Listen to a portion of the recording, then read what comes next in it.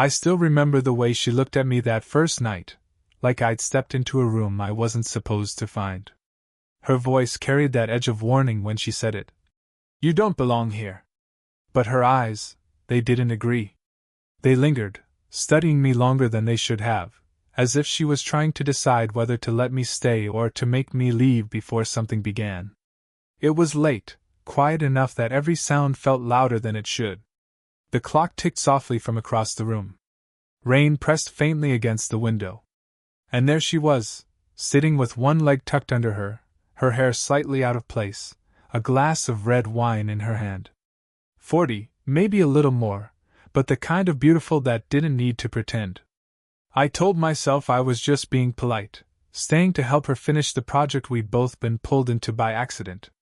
But the truth was, I couldn't stop watching her. The way she spoke, deliberate and calm. The way her laughter faded just a little too quickly, like she caught herself remembering she wasn't supposed to let me that close. Every time I leaned closer to look at the papers spread across the table, her perfume, something faintly floral, clean, pulled me further in. When my fingers brushed hers as I handed her a pen, she didn't move right away.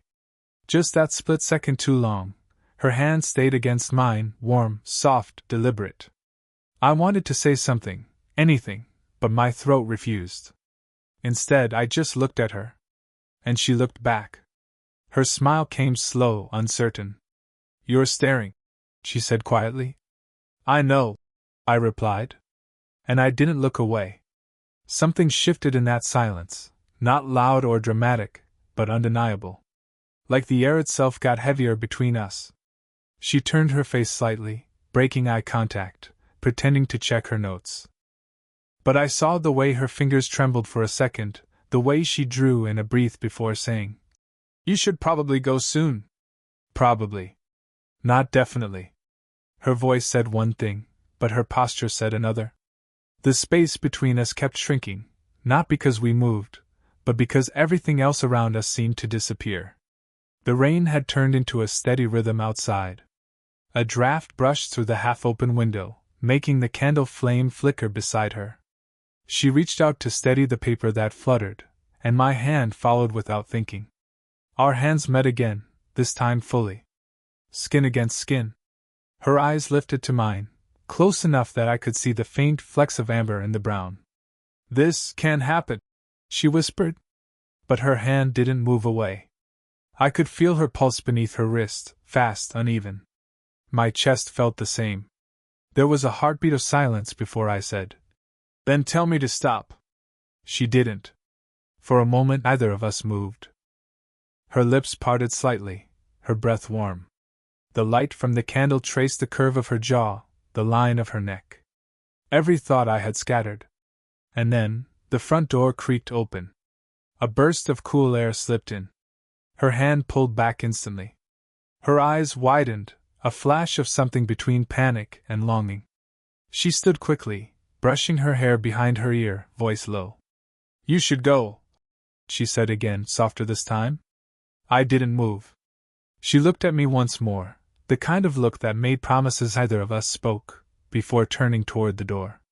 And just like that, whatever had started between us was hanging in the air, unfinished, waiting. The next time I saw her, it wasn't supposed to mean anything. She dropped something off for work, a folder, an update, something simple. But she stood at the door longer than she needed to, holding the handle, pretending to check her phone. The late afternoon light slipped through the blinds and hit her hair in gold. I couldn't look away. She caught me staring again, that same half-smile from before tugging at her lips. "You always look like you're about to say something," she said. "Maybe I am," I replied quietly. She tilted her head slightly, curious, cautious. "Then why don't you?" "Because if I did, I wasn't sure I'd stop." There was a pause, the kind that stretches too long, filled with everything neither of us wanted to admit. She told me once, in a half-drunken honesty, that she'd been married for 16 years. Divorced for 5. He wasn't a bad man, she'd said. Just gone, even when he was there. I hadn't known what to say then, only that the way her voice softened on gone made me want to be the opposite of that word. Maybe that's why I kept showing up, even when there was no reason to. I told myself it was her advice I wanted. She was older, wiser, stable. But it wasn't her words I remembered. It was the way she leaned in when she spoke. The faint scent of jasmine that followed her. The warmth that lingered long after she left the room. Today, she stood close again, too close. Looking over my shoulder at the computer screen, her breath brushed against the side of my neck. I froze, pretending to focus on the screen, even as every inch of me was aware of her. "You need to fix that line," she murmured, her voice low.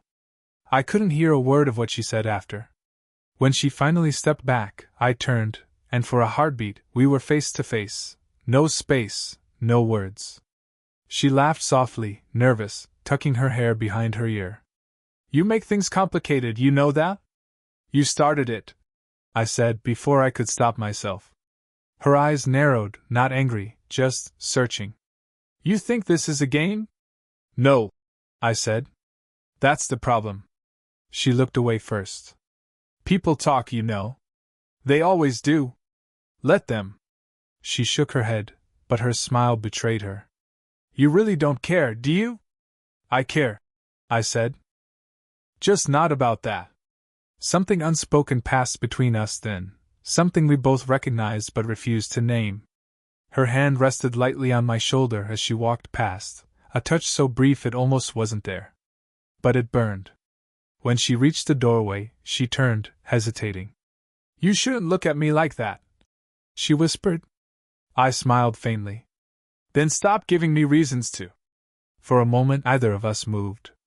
The world outside felt quiet, suspended. And then, she stepped closer again. Not enough to cross the line, but close enough it started as a normal evening.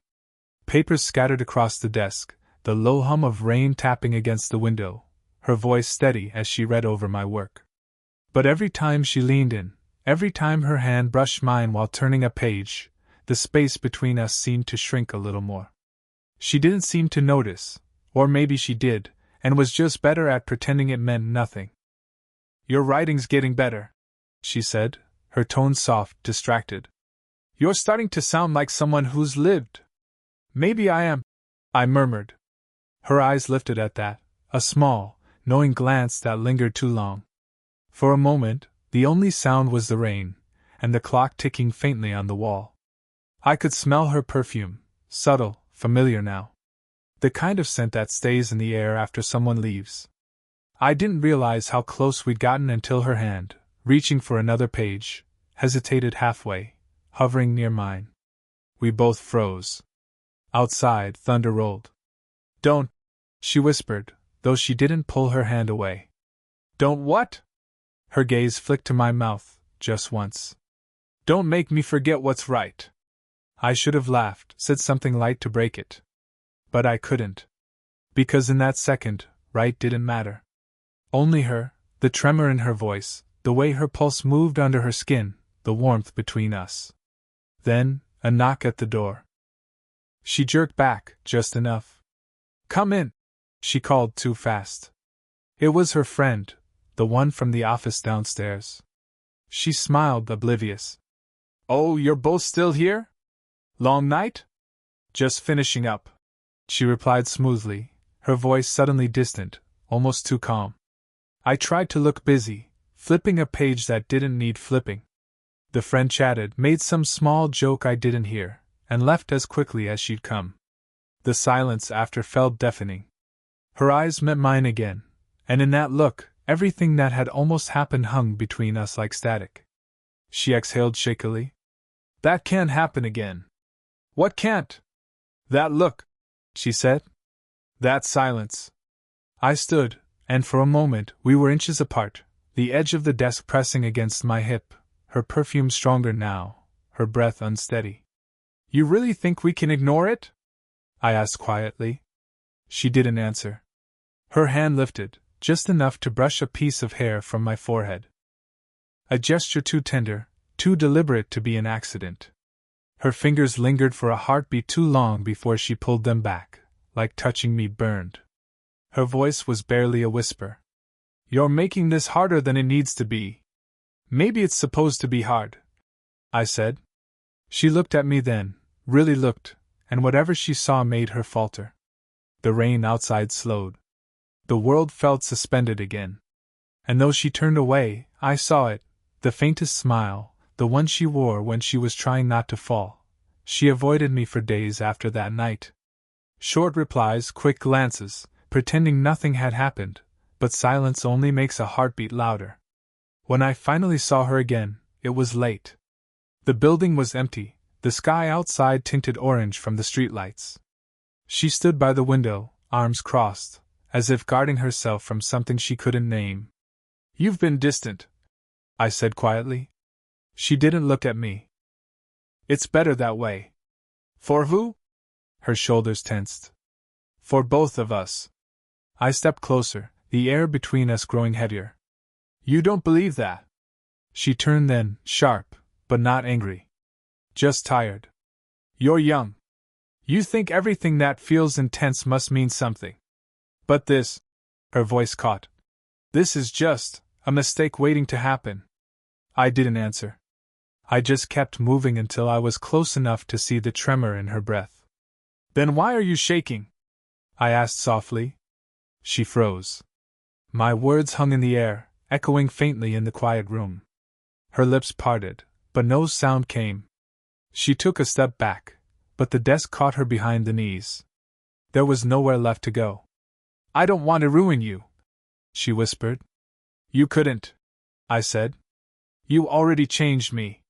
For a moment she closed her eyes, like she was trying to breathe through something too big to name.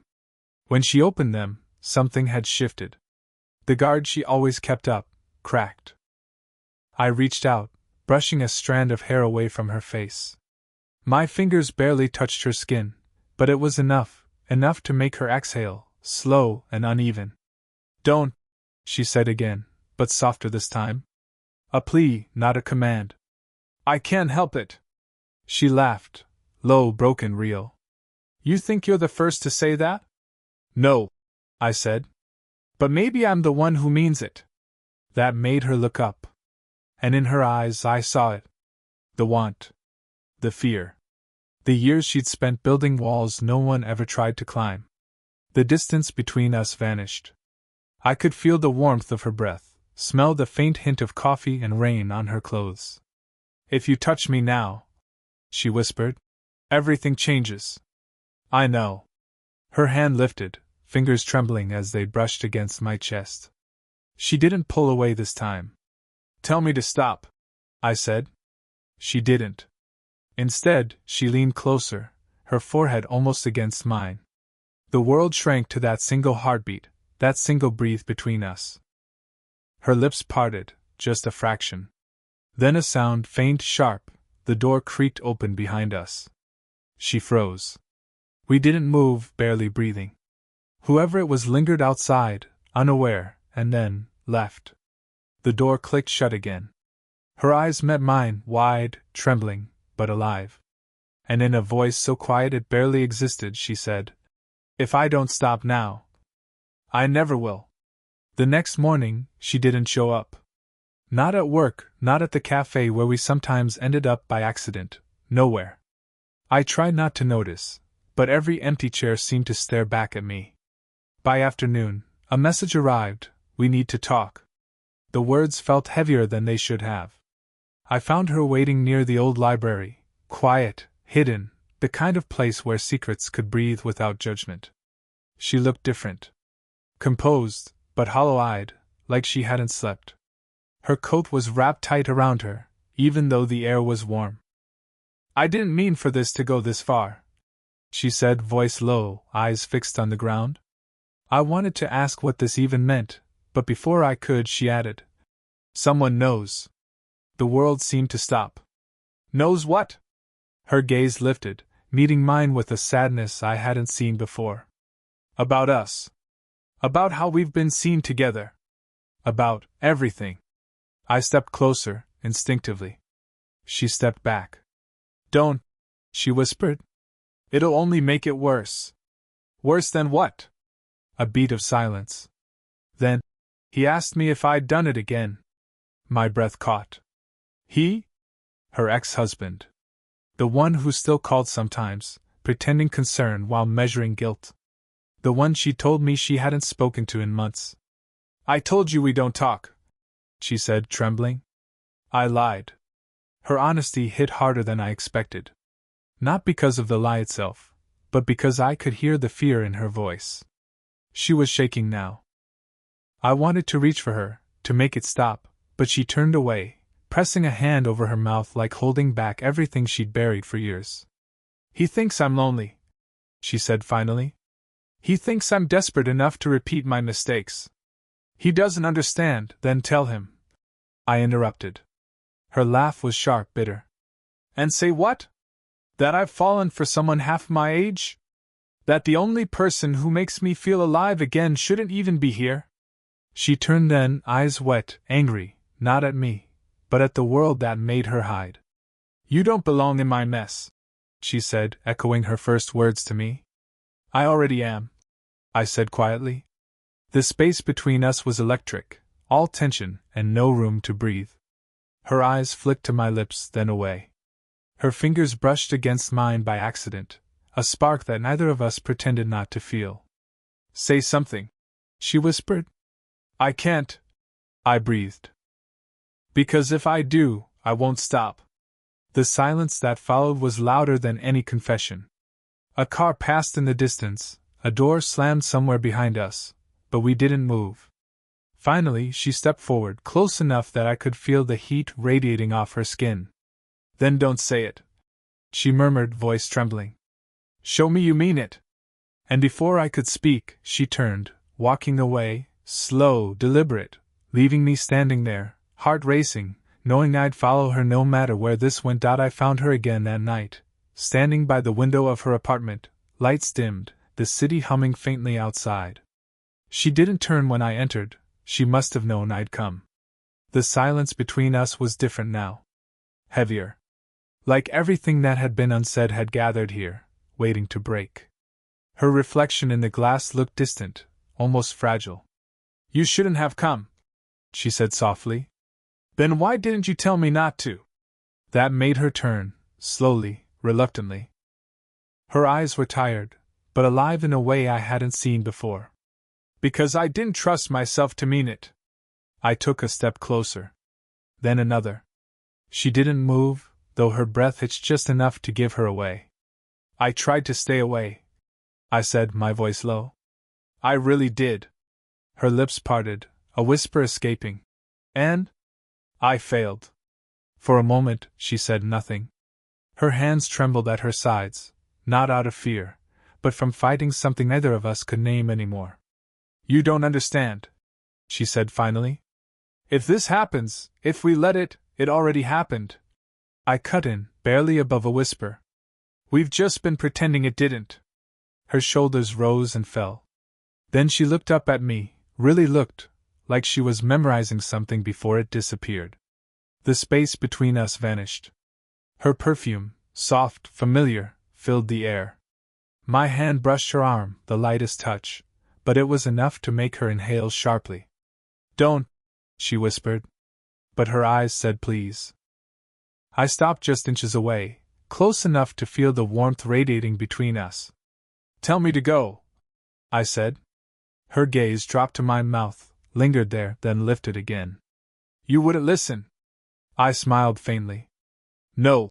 A beat passed, the kind that stretches forever and ends too soon. Then her hand came up, hesitating before resting against my chest. You shouldn't want this, she murmured. I'm supposed to know better. You do, I said. That's what makes it real. Her laugh was quiet, broken. You make everything sound simple. It is, I said. It's just not easy. The air grew still, the kind of stillness before a storm. Our foreheads nearly touched. Her breath brushed my cheek. Every heartbeat felt too loud, every second too fragile to last. Say it, she whispered. I can't, I breathed. Then show me. The words hung there, suspended, until I finally reached up and brushed a strand of hair from her face. My thumb grazed her jaw, her skin warm beneath it. She leaned in, just enough to close the distance halfway. And then she stopped. The pause was unbearable. Her eyes found mine, searching, pleading, steady. "If we do this," she said quietly, "there's no going back." I exhaled. "I don't want to." For the first time, she smiled, small, real, and entirely unguarded. And when our lips met, it wasn't perfect or easy, it was everything we'd tried not to feel, crashing into the moment neither of us could escape anymore. By the time we finally pulled apart, there were no more questions left between us. Just understanding, raw, wordless, and real. Morning came softly, light spilling through half-closed curtains, painting quiet lines across the room. The air still held the warmth of what they'd almost said, what they finally stopped hiding. For the first time in weeks, everything was still. She sat by the edge of the bed, wrapped in a light shawl, hair falling loose around her face. Her eyes followed the light as it climbed the wall. She didn't speak, not yet. Silence had become their language, gentle and full. He moved closer, careful not to startle the moment. "You're quiet," he said softly. She smiled, the kind that reached her eyes but carried a weight beneath. "I'm thinking." "About what?" "About how everything that shouldn't have happened, did." He let out a small laugh, tired but real. "Do you regret it?" She turned toward him, her gaze steady. "No," she said simply. "I just don't know what comes next." He nodded, running a hand through his hair. "Maybe nothing has to come next. Maybe this, right now, is enough." Her expression softened. "You really believe that?" "I do," he said. "And maybe that's what scares you." She looked at him for a long time, as if searching for an answer she already knew. Then she reached out, her hand finding his on the sheets between them. It was a quiet, unremarkable gesture, yet it felt like a promise. Her thumb brushed the back of his hand, tracing small, absent circles. "You're supposed to be out there," she whispered. "Starting your life." "Maybe I already did," he replied. Something in her face changed, not disbelief, not surrender, just peace. The kind that comes when you stop fighting what's been true all along. He leaned forward, resting his forehead gently against hers. Neither of them moved for a while. The city stirred outside, traffic, voices, sunlight crawling higher. But inside, time felt suspended. "I used to think love had an age," she murmured. "That it stopped belonging to you after a certain point." He smiled faintly. "Maybe love doesn't care how old you are. Maybe it just waits until you're ready to see it." She laughed quietly, the sound low and warm. "You always say things like that. Like you mean them." "I do," he said, voice soft but certain. "Every word." Her eyes glistened, not from sadness, but from the kind of relief that comes after too long pretending. She leaned in and pressed her lips to his forehead, lingering there. No promises. No declarations. Just closeness, simple and human. When she pulled back, their hands were still joined. "What if people talk?" she asked. "Let them," he said.